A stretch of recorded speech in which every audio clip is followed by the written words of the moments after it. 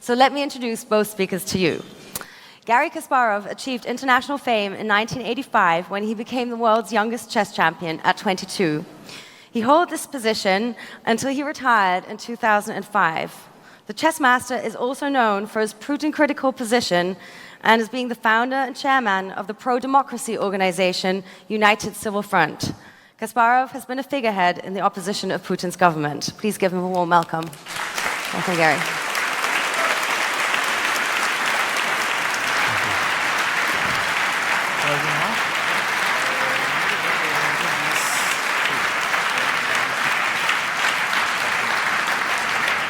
Claudio Guarnieri extensively researched and reported human rights violations in the digital realm in many countries, including Iran, Azerbaijan, and even the USA. He works as a senior technologist and research at Amnesty International, and previously also as a senior research fellow at Citizen Lab, University of Toronto. He is also the co-founder of Security Without Borders and was selected by Forbes amongst the 30 under 30 honorees for 2016. Please give him a warm welcome.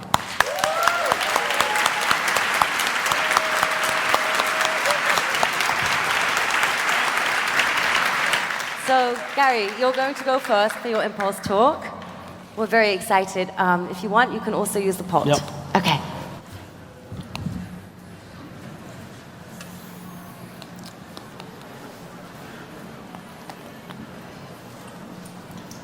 Good afternoon. Thank you very much, Geraldine, for the introduction, kind introduction. I have to say that I'm quite familiar with the topic we're discussing today, because I guess it was my bad luck that I grew up in the Soviet Union and then spent a considerable part of my life in increasingly authoritarian Putin's Russia. So, but also probably it was kind of a blessing because I know what is to live under constant surveillance. Now what we are seeing is that the techniques that have been part of the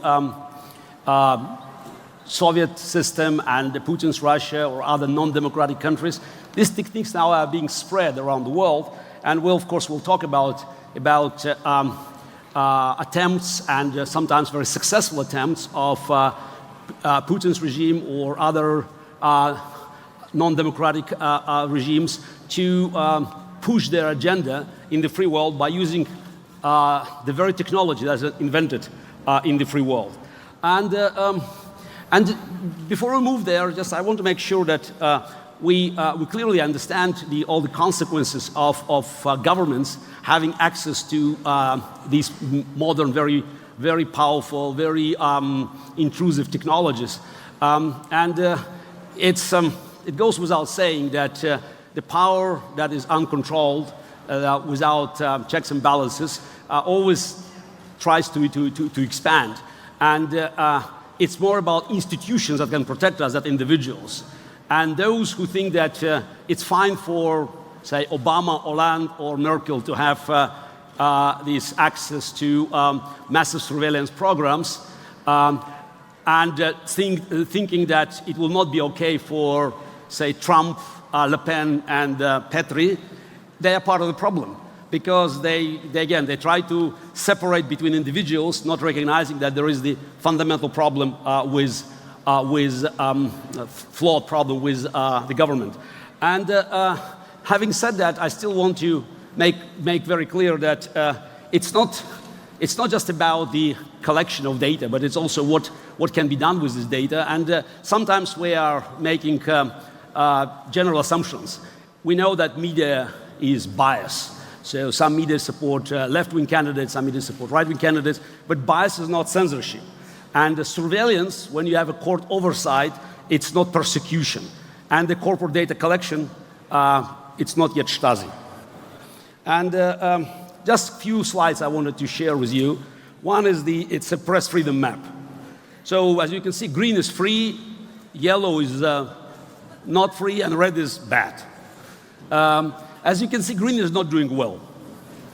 And if you recognize that, it's visually is not that bad because America, Canada, and Australia are quite big. But when you look at the absolute numbers, they are quite devastating.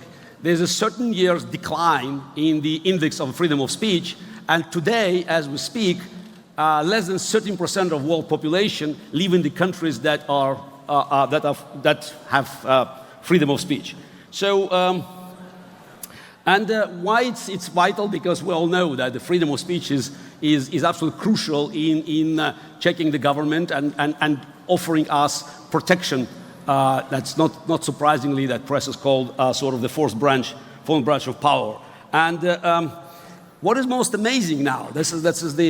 When we see this map, and especially if you look at this progress, or you can say decline, it has been coincided with the spread of internet. So it sounds like a paradox, because internet, you may compare it to the printing press, which in the 15th century helped to promote new ideas, and the 16th century was vital for the success of Reformation. So how come that when people have access to more information, we are all seeing that the actual freedom of speech is being declined? And the trick is that the governments from the non-democratic countries, they realize that they can use internet for manipulations, and they can actually create new tools that's being presented as tools for spreading information. They actually limit people's ability to understand what's really happening. And moreover, many of these devices, they are allowing governments to go after people, to find those who are spreading dissenting views, and eventually to prosecute them. And that's one of the big issues that I'm sure we'll discuss today, is a double standard in the behavior of big corporations that are expressing their concerns about individual privacy in the free world, but at the same time ready to comply with draconian regulations in countries like Russia or China or elsewhere, by protecting their business and endangering at the same time the lives, real lives, of people who are relying on these technologies to spread their message. Now, just a quick demonstration how non-democratic regimes, in this case Putin's regime, use this technology to enhance their agenda. That's the botnet. And so what is interesting about this one, all these botnets are talking about the sudden death of Russian ambassador in the United Nations, Vitaly Churkin. The interesting thing is that when you look at the history of all these botnets, they have been supporting Donald Trump. Under different names, like deplorable Judy, Trump voter, etc. So it's quite amazing that these Trump voters, quote unquote, they suddenly express such a great interest in the death of Russian ambassador in the United Nations. And it's also interesting if you had a chance to follow the elections in the United States, so you could see that's how the lines that have been first adopted by Kremlin propaganda in Russian, they have been gradually moving into the English websites or Twitter accounts or Facebook accounts, pretending that it's a massive support for one candidate, while in fact you can find out that most of these accounts they all went back to one master. It's also interesting that's how you can, the ways you can identify these accounts.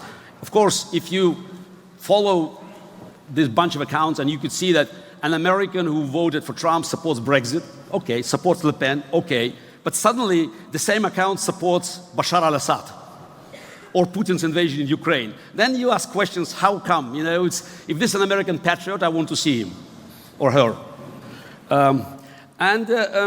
It is also important to remember that and I put it in on one of my very popular Twitter blogs. So the point of modern propaganda isn't only to misinform or push an agenda. It is to exhaust your critical thinking, to annihilate truth. That's a very different way to suppress critical thinking, contrary to what was used in the Soviet Union, when we had no access to information but the newspaper Pravda, called Truth, what an irony, or Channel 1. Now there's abundance of information. It could be a flood of news, but that somehow works in the opposite direction, because there's only one truth, and there are zillions of ways to lie. And that's one of the classical ways how it's being used by Putin's propaganda. That's a story about MH17, the Malaysian Boeing that has been shot by Russian missile in Ukraine. And from the very beginning, it was very clear who did it. But instead of simply, denying it or just presenting one story, Kremlin came up with many stories. And sometimes these stories could be shown on Russian television, one after another. For instance, one story told about Ukrainian missile, another one about Ukrainian jet fighter. Then there were stories about the plane carrying dead bodies that were dropped, to blame Russia for. But it doesn't matter how many stories they came up with. What is very important that they created a massive block of this misinformation that simply made many people unaware where they should look for the truth.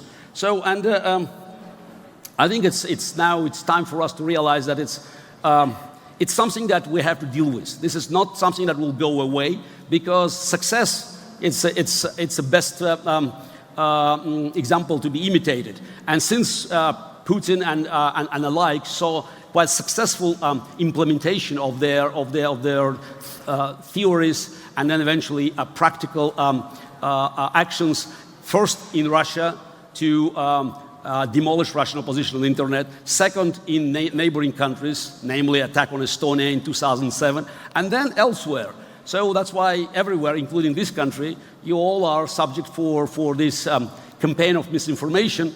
And I hope that we'll realize that those are the real threats that will require combined response from the public, government, and corporations to understand how we're going to deal with the threat that might simply undermine the very foundation of our democracy. Thank you.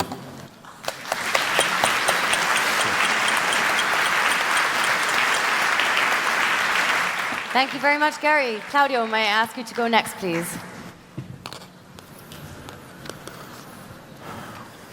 Hello, everyone.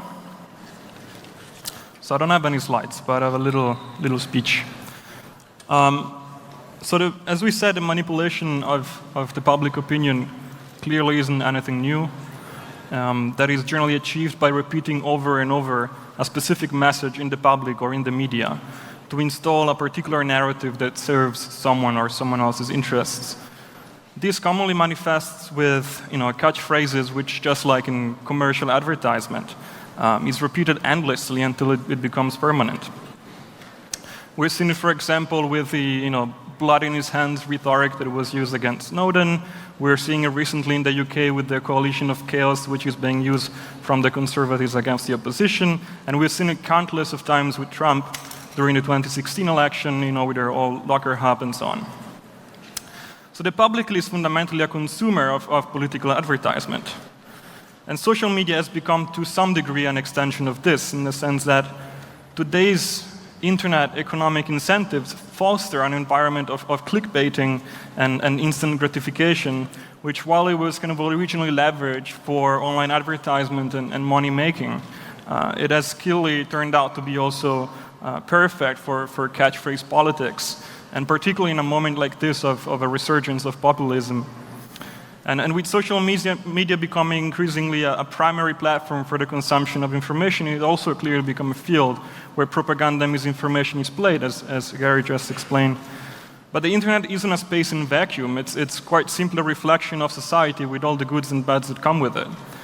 And with much talking on fake news, which quite frankly, personally, I think is a term that should be abandoned, and on bots, social media bots, I think we're seeing a concerning trend towards a sort of techno-fatalism that finds in technology a scapegoat for significant societal issues, that as a result invokes some kind of techno-solutionism, which is quite just as problematic. For example, we're seeing some movements toward the regulation of content online For example, in Germany, where it is my understanding that a law was passed that enforces fines of tens of millions of euros to companies who fail to enforce some appropriate filtering of content and countering of fake news. The problem is that these are complex phenomena that require a deep and dedicated study to fully understand. There is no solid indication yet of what is the measured impact of fake news and Twitter bots. And while they might very well have some, and I'm sure it does, it is imperative that before we're implementing further laws and controls, we have a good and documented view of what is the nature of these phenomena and of these problems. So firstly, these are issues that need to be analyzed also in the geographical and socio-political context in which they manifest. The impact of such phenomena, as it might be fake news and false news or junk news and Twitter bots, will differ between a repressive state with serious dangers involved in political manifestation and, say, a democratic country where the effects are way less visible. And these might warrant different reactions and different countermeasures. Firstly, it's reassuring to know that humans are still leading the political debates. And on the matter of false news, for example, Facebook recently stated that and I quote, while we acknowledge the ongoing challenge of monitoring and guarding against information operations, which is their term for false news and propaganda online, the reach of known operations during the US election of 2016 was statistically very small compared to the overall engagement on political issues. And I think that's a positive analysis. In regards to the French elections instead, the Oxford University published a paper that assessed the distribution of news over social media in the run-up to the first round, not the following, and found that, I quote again, the largest proportion of content being shared by Twitter users interested in French politics comes from professional news organizations. Information from political parties, government agencies, and other experts is also being used. Still, 19.6% of the content being shared involves other kind of political news and information, yet the largest proportion of that content is not junk news, but citizen-generated content. And not only that, but they also state, for example, in regards to Twitter bots, that by candidate, it appears that most of the candidates have roughly the same number of highly automated accounts generating traffic about them. And yet, these automated traffic amount to roughly 7% of the total. All this is to say that we need to step back a little and look at it with perspective in order to find appropriate and proportionate solutions.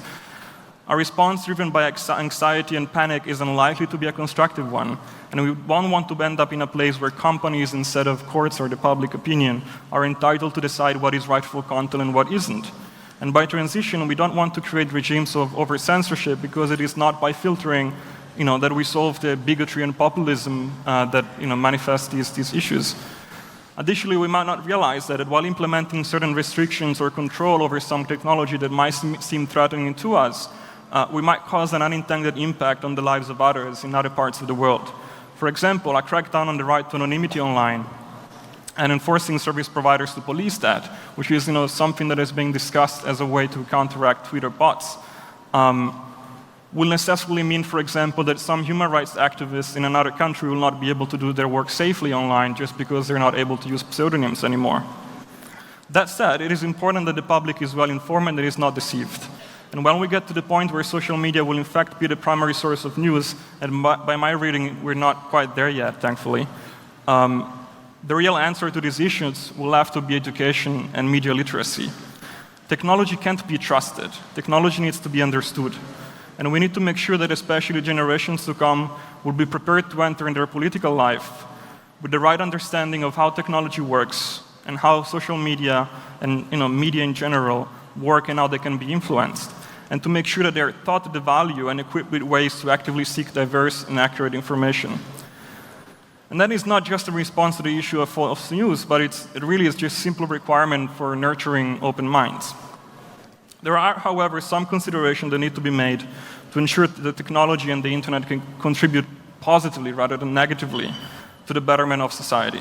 Firstly, we need to rethink online advertisement, which, besides being a toxic market that is corrosive to the individual right of privacy, it is also a key enabler of the twisted dynamics that we just spoke about and that we'll continue discussing. It is online advertisement, after all, the primary cause of clickbaiting with all the consequences it brings. Secondly, we need to engage with the tech giants and require an opening of their systems of algorithmic decision-making.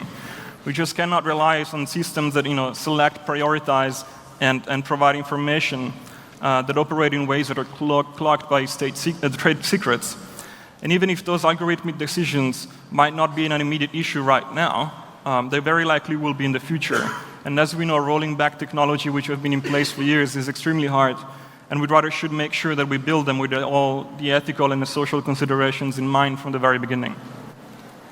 Now, if I still have a couple of minutes, I just want to make one last remark, which is off from the topic of propaganda and access to information, and speak for a moment about the true hacking of elections as we technologists understand it. And that is that the hack of electronic voting machines has come again in the last year as a potential threat to the integrity and legitimacy of democratic elections. The good news is that, for example, the American elections did not get hacked. The bad news is that, particularly if electronic voting becomes more popular, future ones might very well be. And I, as many other friends from the hacker community, have always been vehemently opposed to the use of electronic voting machines, and for good reasons. Firstly, electronic voting attempts to solve a problem that just doesn't exist. With the existing structure, using paper ballots, we normally get a preliminary count in a matter of hours already. The benefits provided by a more automatized counting process are not only questionable, but they simply do not outweigh the risks the gravity of the risks that are involved. And secondly, we just don't have a voting technology that is better than paper right now. Electronic voting machines are normally proprietary and closed systems with a stack of layers that means both hardware and software, for which the integrity simply cannot be guaranteed. And again, we would have to trust that technology. Paper ballots, on the other hand, not only are extremely hard to hijack at scale, but their custody and count heavily rely on not trusting anyone by involving multiple and diverse people overseeing the process, which has been thoroughly audited for decades. Now, on top of all of this, we're starting to see discussions, and in some places even adoption, of online voting. That to me is just complete madness, for which I don't think is even necessary to spend any words on. It's just crazy enough by itself.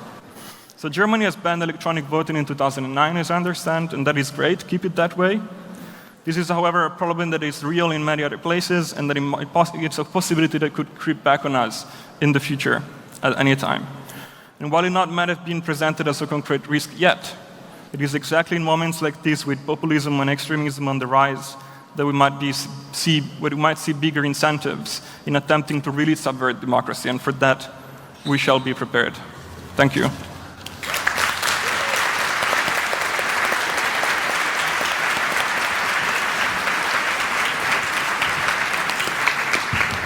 Thank you very much, Claudio. So we have about 30 minutes left for our discussion, and I definitely want to leave time for your questions. So I'm just going to ask a couple up here on stage before I ask our kind helpers to come around and share microphones with whoever raises their hand and makes themselves visible.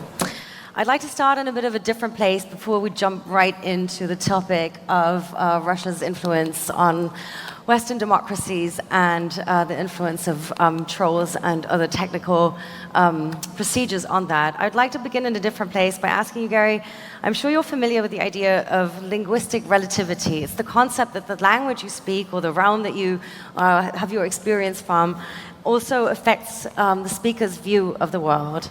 How do you think, assuming one of your languages is chess, how do you think that has influenced your view of the world? I have to admit that I never think about chess being a language.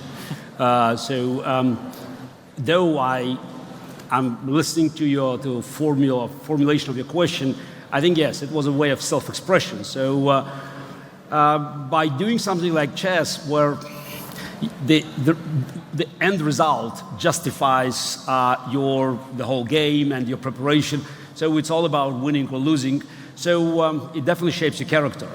I think it's not just the means of expression, which is in this case in a very specific language, but also the end result. So it's not just the process, but the final result that will eventually prove whether your decision making in the process was correct or not. So I tend to view many things in the world based on my experience. So more than 10 years ago, I came up with a book, How Life Imitates Chess, where I tried to translate my chess experience into the general decision-making formula. I'm going to be interested to see if we can manage to tie this back at the end to see, is this have an impact perhaps on the different strategies we choose for our political activism? Claudio, I'd like to ask you the same question. Do the technical languages you speak influence your view of the world? I hope not, in the sense that my hope is that having a good understanding of technology doesn't make you look at society through the lens of technology, but rather helps you looking at technology through the lens of society. Meaning, having like a way too technocentric approach to the public sphere and the world generally, it's not a very positive thing in my opinion. It should be kind of the reverse, where like society should influence or should like change our views of how technology should work, if that makes any sense. Yeah. So let's jump into the topic a little bit. I'm going to use a quote that you gave, which is that chess is a game of certain rules and uncertain outcomes, whereas politics in Russia is a game of uncertain rules and certain outcomes. Putin is in a very strong position globally. So I'm going to very naively ask you the question, why this strategy that seems very often, if you follow discussions in different media, we read extensive number of Guardian articles on this, that it might not seem as the most sort of refined strategy of exercising power and influence over the world. Look, first of all, I always feel uncomfortable when people try to compare Putin or other dictators to chess players. I feel that I have to, to come to rescue of the integrity of my game. Because chess is the 100% transparent game. So you could see the resources that are available for you or for your opponent. You don't know the intentions of your opponent, but at least you know what they can use to do harm to you or to protect against your threats. Dictators don't operate in transparency. Dictators prefer uncertainty. So that's why I always prefer to compare Putin and alike to poker players. Because in poker, you can have a very weak hand, but you can win the game if you bluff, if you raise the stakes, and if you have strong nerves. And all Putin has been doing, I wouldn't call it a strategy, it's a simple tactical game of survival. For him to survive, he must look strong. That's the rule, number one for every dictator. They can make many mistakes except one, because if dictator looks weak, he is being taken over by his own cronies. Now, what can dictator do if the economy in his country is falling apart, as in Russia? Oil prices are around $50 a barrel. It will never go back to 100. So Russia is running huge deficit. And at this time, Putin is making cuts on social security, on housing, on education, on everything except military, security and propaganda. That's a war budget. So he has made, and as a conscious decision, confrontation with the free world a core element of domestic propaganda. So if I understood you correctly in your opening remarks, the difference between Cold War times and the propaganda that we're seeing today is the sheer mass of noise being created. But it's not only, it's the Cold War was a fight between two futuristic visions of the future. I'm not here to defend the vision from the Soviet side. It was a fake, it was utopia, but at least it was an attempt to present something that will work in the future. That's why Soviet Union made massive investments in space program. Those are competition. Putin's Russia is not competing with the free world. Putin's propaganda is more like a cult of death. It's all about us being surrounded by the global evil, and only Vladimir Putin, the White Knight, can defend Mother Russia against this global conspiracy. So that's why Putin doesn't sell an ideology. Putin basically is looking for any fringe groups that can help his agenda, which is to spread the chaos, spread doubts, annihilate critical thinking, and that's why he can go equally to far left or to far right. Anything that attacks European Union, NATO, the unity of democratic countries works for him. So that's why he's equally comfortable with Le Pen and Mélenchon, with Nigel Farage and Jeremy Corbyn, or with AfD or Die Linke in Germany. Right. Claudio, you said already that according to your research and estimations, this is not necessarily just a technological issue we're talking about, and that automated communication is just a fraction of the issue that we're looking at. Myself, reading up on the topic, one has the feeling that it's rather the issue that we're facing an army of people rather than an army of automated technology. Is that a correct impression, you would say? I think it depends on the context and on the country. I mean, the issue of propaganda online and bots and so on is not uniquely a Western issue. You will see it reflected in many other places, and it changes depending on which place you're looking at. Some of the research that I've read, for example, and recently, they pointed out, for instance, that while there is in some cases a level of automation, it might be circumspected to a few accounts with a large following that have been created and nurtured over the time to spread this messaging. In other cases, you have a full-on automated kind of army of bots. And in other cases, for example, in China, there is some researchers that pointed out that there exists what they call the 50-cent army, which is literally a large number of people employed to spread the regime messages online and paid allegedly 50 cents per message. Yeah. That's where the name comes from. So it really depends. I don't know if you're both familiar with the example of Jessica Aro. She's a Finnish, I think, journalist who's been writing about Russian politics, but also the phenomenon of Russian trolls. And she's one of these very well-reported, publicly vocal cases of somebody who was extremely attacked and has then followed, at least from her sort of also journalistic, non-technological perspective, these attacks. And when you listen to her speaking, one has the idea that there's sort of an army of people, not an army of automated bots, ready to lash out at every journalist in every country around the world in their national language. That makes also it seem a little bit crazy. Like, how big is this troll army? No, look, it is not crazy if you look at the ratio of investment and return. It's much cheaper than than buying TV ads. And what's also very important, there's a huge amount of deniability. So you do these things, but technically you can always deny this is not us. It's fairly effective because you can simply downgrade any debate.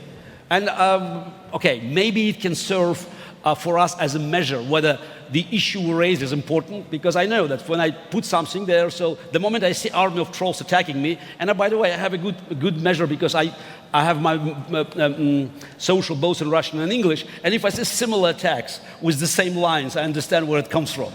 But this is the way they decided to turn an open debate into a clown show. So that's why they were so successful, because it's much easier to destroy, it's much easier to debilitate the debate than make some reasonable points. And many people, good people, they see this, all this dirt there, and they just walk away. This is the whole point. And whether it's 50 cents a person, whether it's $5 a person, it's still very cheap compared to anything else that you can do with this money. So you work at Amnesty, Claudio. It was said we need to all collaborate to overcome this phenomenon. That's always so easily said. But are there programs for people like yourself, for instance, working with people like Jessica? What are the kind of corporations between technologists, human rights advocates, and people who are the targets of such trolling activities? I mean, the sad reality is that journalists are threatened and mobbed all the time, everywhere, regardless of whether it happens online and offline. And so there obviously exists, numerous organizations and networks that work to support them. Amnesty, Free Press Unlimited, Reporters Without Borders. There are a great number of them. The kind of new reality of these threats and mobbing happening online is that now we have to interface with others, like with the tech companies and the tech giants and so on. I'm asking also because you pointed out, like, at least that's how I understood, there's like a gap of research. We so often are very ready to assume, this is coming from there and this is coming from this, but in fact we have very little data to back up these assumptions. And there are many cases out there though that seem worth researching, just having named one as an example. Yeah, I mean this is new and old in different ways, right? In the sense that the technology behind running these campaigns is not new, it's old. As I was saying, it has been existing for a while as a way to leverage online advertisement and defrauding it to some degree. So the technology itself is old. What is new, and I was saying it's understudied and requires greater scrutiny, is this new application of it. in the context of democratic elections, journalism, threatening activists online, and so on. And that needs more study to understand this new dimension and like what is the impact of it. So yeah, it will require, I think, quite some time before we get a good understanding of how much of a threat it is and how better to counteract that. I'm going to open to the audience in just a minute. I'm just, what really kind of sort of struck me also reading your description for the session and a couple of other things that we talked about in preparation, that we're so incredibly stuck in this old world order. Like, I am a child of the Cold War. I grew up in West Berlin. And it just seems sometimes really bizarre to me that it seems that none of these power structures have changed. And in fact, are rather even regressing. And that it would be so, like I said, Russia in a super strong position. There are a lot of common enemies, one could say, or common challenges globally. And instead, we're sort of regressing into a strange... Wait, slow down. Did I hear super strong position? I mean, I'm really annoyed when I hear, oh, Vladimir Putin is so strong. Is he more dangerous than Joseph Stalin in 1948? I mean, you grew up in West Berlin. So when Americans and Brits opposed Stalin attempt to take over in Berlin in 1948, are you seriously telling me now that Vladimir Putin is so dangerous? Putin's Russia is a pale shadow of Soviet Union under Stalin or his successors. It's what we have But today. yet we're here on stage discussing his influence over all our Western democracies. Look, exactly, because there's lack of political will here. Because you don't have people who are ready to take a stand against him. If you compare 1948 or 1962 or even 1979, today the free world has the overwhelming military and economic advantage over the unfree world. So just look, who are the Putin's allies? Stalin, and they controlled half of Europe. They had allies across the world. Who are Putin's allies today? Hezbollah, Hamas, Iran, Bashar al-Assad. So is the whole rest of the world just falling for an incredible charade? Because it's called complacency.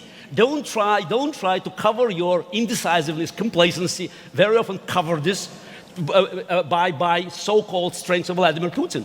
He's doing it out of desperation. He doesn't have the same military power or the same network of people. What he has a lot of money, and he has new weapons. He knows how to weaponize refugees, how to weaponize press, but that's not the same threat that was in 1948 or 62 or 1979. And yet, why is there this confrontational approach then? Why is there not a seek for more cooperation? Why is Russia not, if it's actually in a weak as a position, as you suggest, reaching out to other powers and creating new allies, but really alienating the rest of the world? Because I just said 10 minutes ago, Vladimir Putin doesn't care about strengths or weakness of Russia. He wants to stay in power. He has so much blood on his hands, there's so much corruption, he has nowhere to go. He will stay there until he's being kicked out, and he knows the only way to stay in power is to step up confrontation. That's why he committed crimes in Ukraine. That's why the Russian troops committing genocide in Syria. That's why he will go anywhere to make sure that his position in Russia, if this in the is a Russian is house not of compromised. cards that Putin is living in, what will take it to blow it down? To show that he is weak, to call his bluff, to make him look like a loser. He lost in France, good news. He lost in Holland. I hope he will lose in Germany. He's losing now in the United States. That definitely weakens his position in Russia. Okay, I'm going to add one more question before opening to the audience, because this is actually very dear to my heart. If you say he lost in France, I think that the suggestion of the complete undermining of our democracies is a danger in itself. We live in a day and age where people are alienated from their states and from politics, where people are disengaged and people do not care, where the majority of people do not go to vote. If we keep suggesting this idea of this deep state, these intangible powers that we cannot influence and control as citizens, aren't we moving... Are you twisting my words? No, I'm asking you a question. No, it's not a deep state. Vladimir Putin openly supported Marine Le Pen. There's official loan, quote unquote, of 9 million euros, plus I'm sure millions of euros but you said donated to her. Putin lost in France. That's not deep state. Yes. Fillon openly supported Putin's actions in Ukraine. Mélenchon has been arguing that the borders in Europe can be revised. So 3 out of 4 leading candidates were basically pro-Putin. So, and 1-1. So I even said that Putin bet on 3 cards out of 4, So the point but that he's I was running out making of trump cards. is that in your statements and also in some of the statements that I have read, the suggestion of this outer influence on our Western democracies today, I find is a very critical one, because in the end, it is still the populace of these countries making the decisions and voting, and by giving them the idea that they're being tricked and fooled and not in control, aren't you encouraging this idea that people are actually not the ones in power? Aren't we feeding into what Putin is doing in a way through that as well? No, actually we're bringing them in. So what's happened in Holland 1 year ago when they voted in the referendum for Ukraine that has been initiated by Geert Wilders, I'm sure, with a whisper from Moscow. 32% of Dutch voters showed up and 62% supported Wilders. At the Dutch elections, 81% showed up, turnout, and he got less than 14%. So we saw the results. Putin was successful in Brexit, Putin was successful in Italian referendum, in some elections in Europe, and of course in the United States. Now people realize the danger. People realize how fake news, you may call it negative advertising, is working in his favor, and they are more actively engaged. I think it's good news that we see more active engagement of people. We see now America is awakening. People are paying attention to the independent judiciary, to the separation of power. American press now is really going after administration and creates a good example for the rest of the world. Okay, let's see what you guys have to say to this before we continue the debate up here. I see a lot of hands going up, so let's have the first intervention come from, you.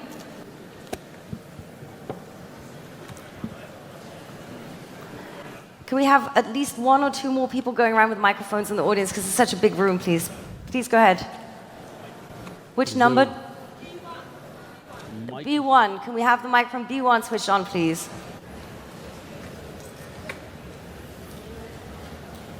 Okay, we're bringing you a new microphone. Sorry for the delay. The mic was hacked. Hello. Now, I have a question to Mr. Kasparov. First one is, do you think that Putin will try to influence the German election this year, and how can we as a society prepare? And the second question is, do you expect any surprises for next year's presidential elections in Russia? Thank you. Should I answer the question? Yes, please. Do I think it's raining now? It's like asking public opinion. Do you think today is Monday or Tuesday? So there are certain facts. Putin has been doing it for years. And they have been trying desperately to merge Russian voting bloc here, because there are many Russian speakers who will vote in German elections with organizations like Pegida and AfD. Those are the facts. And you can look at Russian propaganda in Russia, or you can actually look at the Russian-controlled media in Germany, what they have been doing. Of course, he is aiming at Angela Merkel because he knows that she is instrumental in keeping sanctions. I very often call it the last man standing. So removing Merkel is a #1 priority, and Putin is not even hiding this. That's what Russian propaganda has been doing. Now, as for elections in Russia, I think I overheard you. There are no elections in Russia. There's a day in the calendar, so that says when people technically can go and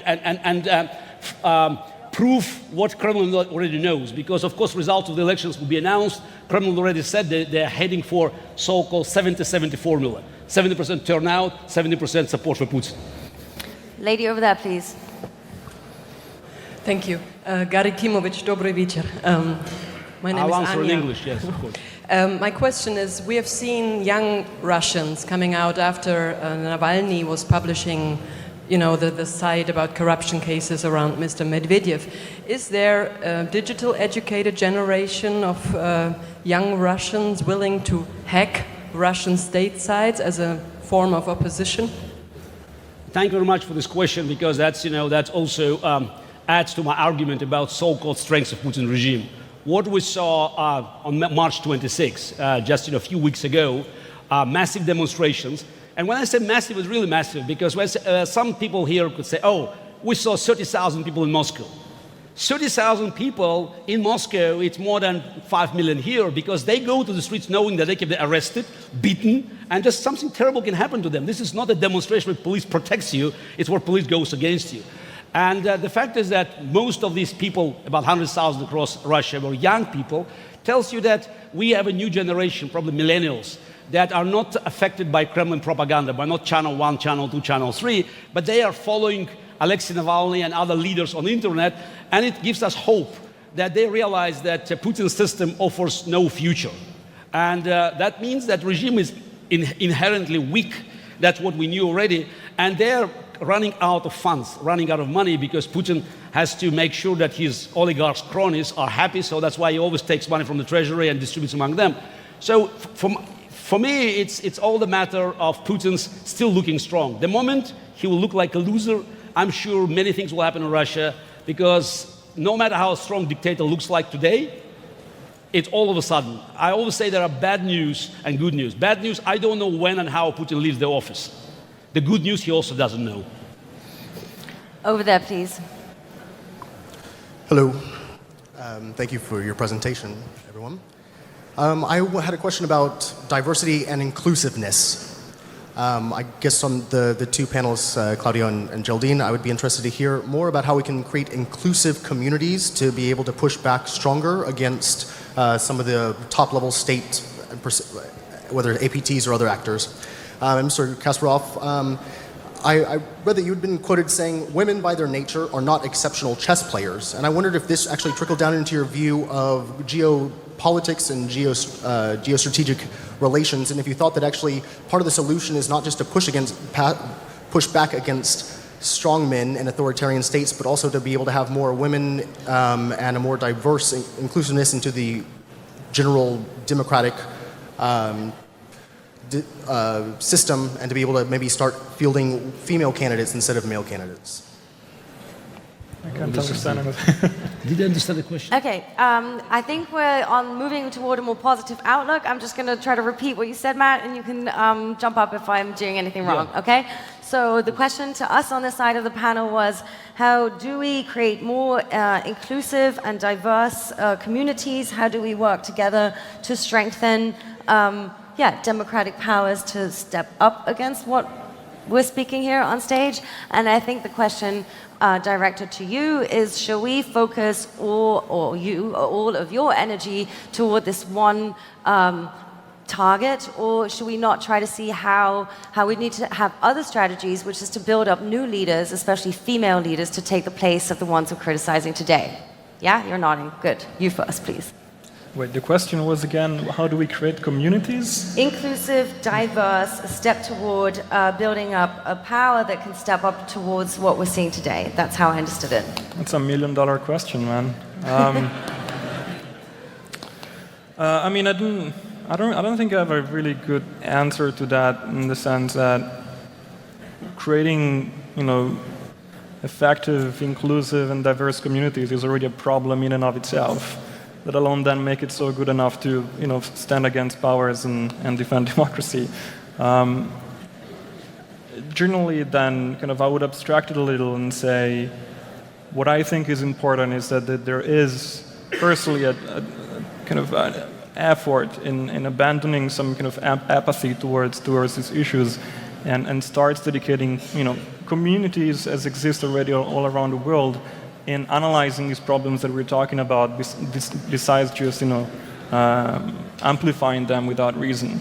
We need to analyze these issues, being by aggregating technologies with journalists and artists and so on in communities like this, to discuss these issues and decompose them in a way that we can then understand them. After we've done that, then we can devise ways to make so that these communities can hold these powers to account. But other than that, I'm not sure I have that $1 million answer, man.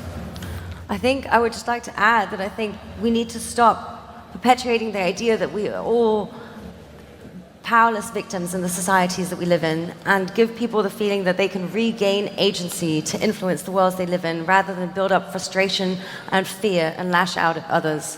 I'm a bit puzzled to receive a question about sort of inclusiveness and helping females to take over political positions in the country where female leader is probably to be soon to become the longest served leader of the country in the history of modern Germany. I don't think it's about special inclusiveness, it's about conditions. It's about applying same standards to all members of the society. And it's not about Germany, it's not about France, it's not about the United States. So we should look at the global map and to realize that we should stop pretending that there are double standards. In the United Nations, where you have what? Saudi Arabia chairing the Council on Human Rights and criticizing, for instance, Israel for violating the rights of women.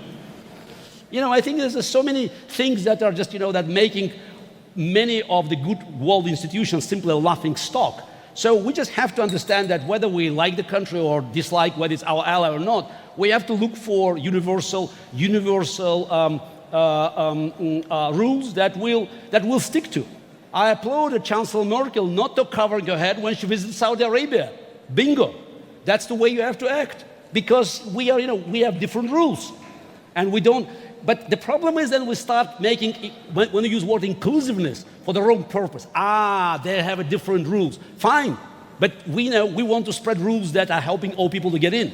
And if some countries persecuting women for driving, we should say what we think about it without trying to pretend that there's certain national specifics that let them do so. So we only have a few minutes left, and I definitely want to close with an off-topic question, if you allow me. So I have one more question.